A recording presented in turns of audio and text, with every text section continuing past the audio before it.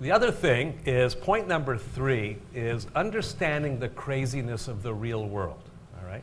So people will come to you and say, here's how the universe operates. I'm going to give you the Karl Asper view of how the universe operates, because if we know how the universe operates, we know how to react to it, okay? So there's 2 forces at work in the universe. One is called the forces of order. These are all the things that are trying to organize things, okay? Like the planets. They go around each other predictably. They know exactly how fast they're going. They don't speed up. They don't slow down. There are these laws of physics that will dictate things are organized, right? The planets move around. When ice hits water hits a window in wintertime, a crystal forms according to a geometric formula. You know, there's a lot of things that organize things, right? Including people. So the force towards order wants everything in the world to be organized. And we could see it in our own lives.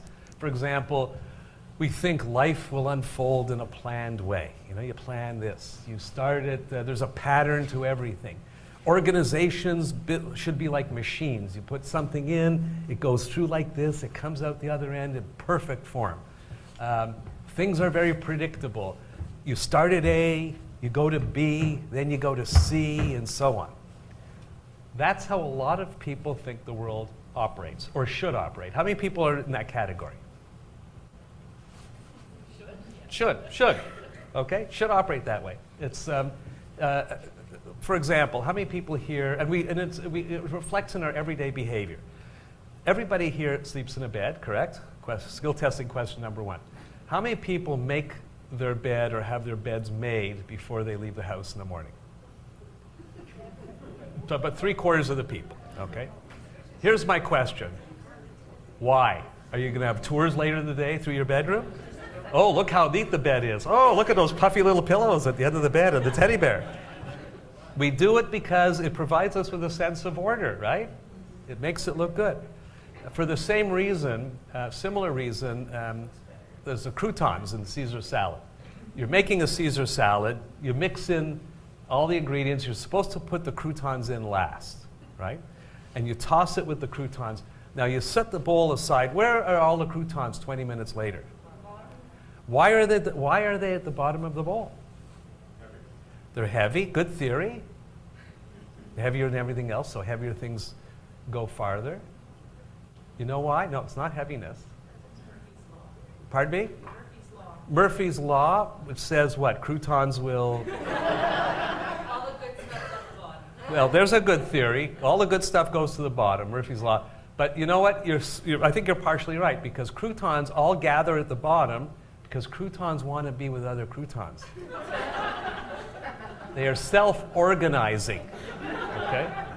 It's the same thing with the buses in Toronto. If you take a bus at 6:15 in the morning, they're supposed to leave where they start out the terminal, you know, at 15-minute intervals so that there's this spacing out. An hour and a half later, where are all the buses? They're all behind each other because buses want to be with other buses.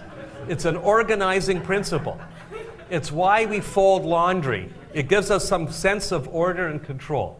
Why should you be folding laundry like underwear and towels when the second you pick them up, they're going to be unfolded? Because it's orderly, right? Okay, so there's this force towards order. However, here's the other side of the coin. There's something called disorder. A disorder wants to mess everything up that the first force is working towards. Disorder is like chaos. And so how we see chaos in the world around us is this. You think everything's predictable, but it's not. There's always a surprise. You start at work, you took a time management course one day, it says, oh, start with your number 1 priority, your A list, then go to your B list, then you do your C list. Yeah, that's all very nice. That's over on the left-hand side. But as soon as you get to item number B, somebody throws in number Z, and if you don't do it, you're fired. You know, like, so all of a sudden chaos starts happening here. There is no pattern. In fact, people say, is there a pattern? The only pattern I could see is the fact there isn't a pattern. Organizations don't follow rules. They don't behave like machines. Things are unpredictable. And here, in the most pessimistic version of this theory is, I'll be lucky if I ever get to B. Okay?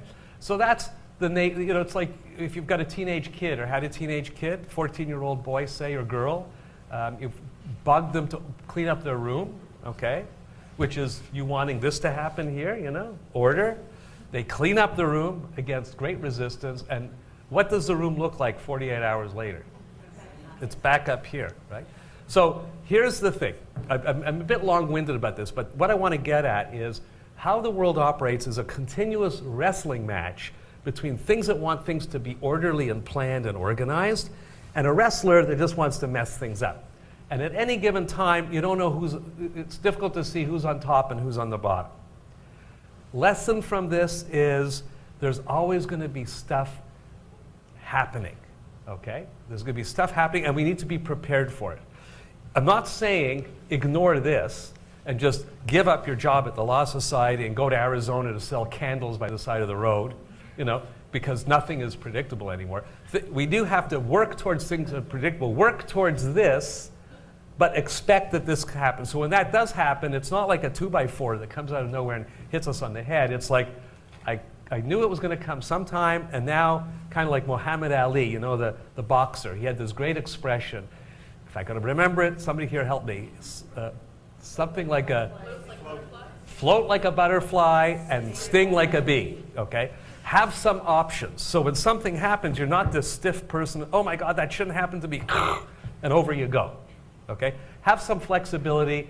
Know that we need to work towards things that are planned and organized, but be ready for the unexpected.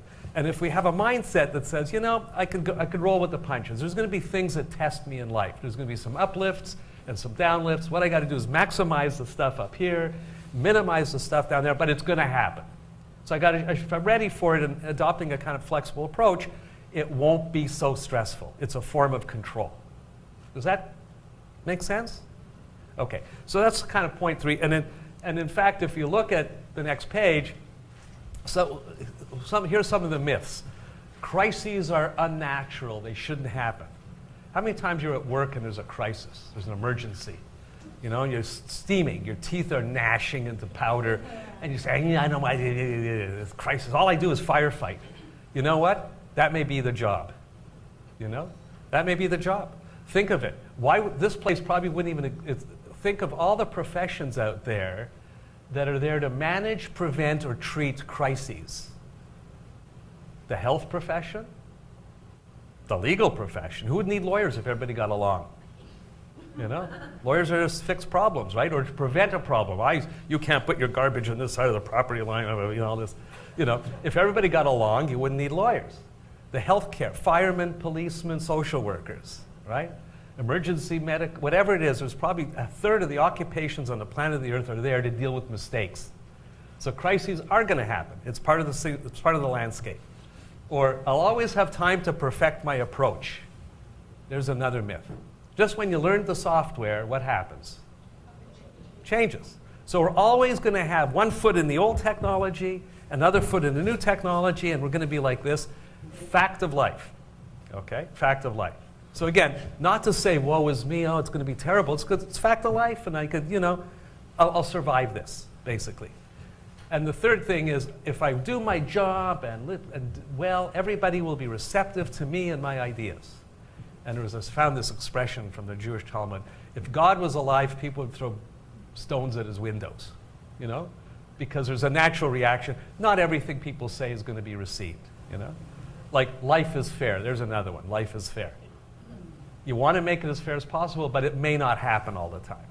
So I guess what I want to end this little piece on is the world's a crazy place. It's going to continuously test our patience and skills. And the goal is to maximize the high points and try to minimize and get through the low points without turning ourselves into complete victims. So far, so good? Okay, so be adaptive.